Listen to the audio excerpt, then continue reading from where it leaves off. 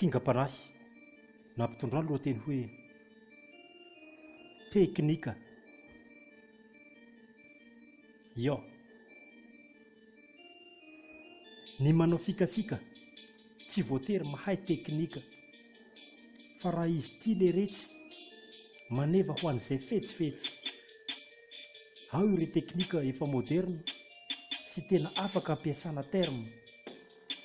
Ny mahay teknika dia tsy tokony ho very, eny fa na dia olona iray samy rery. Io koa mba anisan'ny fototra na bazika raha ny hoe ny fampiasana teknika.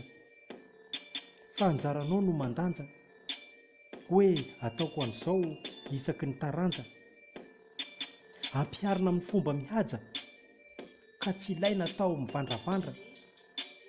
Izany no fampiasan'ny teknika, atao amin'ny fomba milamina sy tsy hita. Rehefa vita ny atao, izay vao mihainohaino fotsiny. Andramo izany fa ho tsapanao, ka anisan'ny farany, izay vao misy malala fa mifangaro tapotsiny.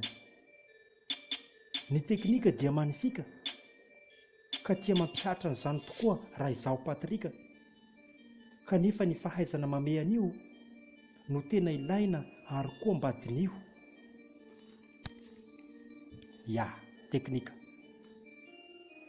Zao, ilaina ny saina no mikaroka eo amin'ny lafiny ny fanaovan-javatra ka mampiasa ny teknika, satria io anisan'ny mety hahatafita.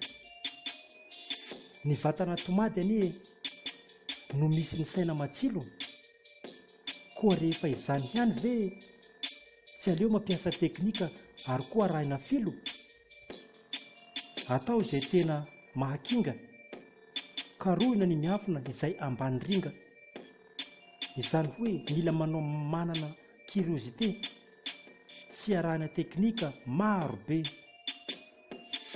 Ny mahay azy io tsy very lalana, ka rehefa manao asa tsy mba hialangalana. Eny fa na dia mifanena amin'ny sampanana, iny mihitsy aza vao maika mety sy manavanana azo koa ary azahoany vahana. Ny zavatra iray raha toa ka misy fandrika, voavan'ny mahay teknika izay ka tsy ahitana dia andrangotra. Ka izany daholo no mahatsara azy ity, na ianao izay mampiatra aza dia tena mba mahazo fi.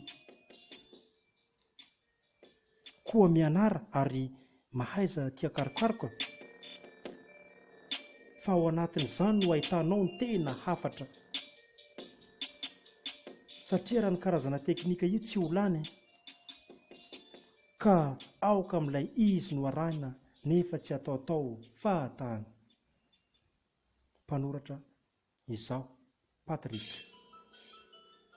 na hoe KINGA Black, teknika.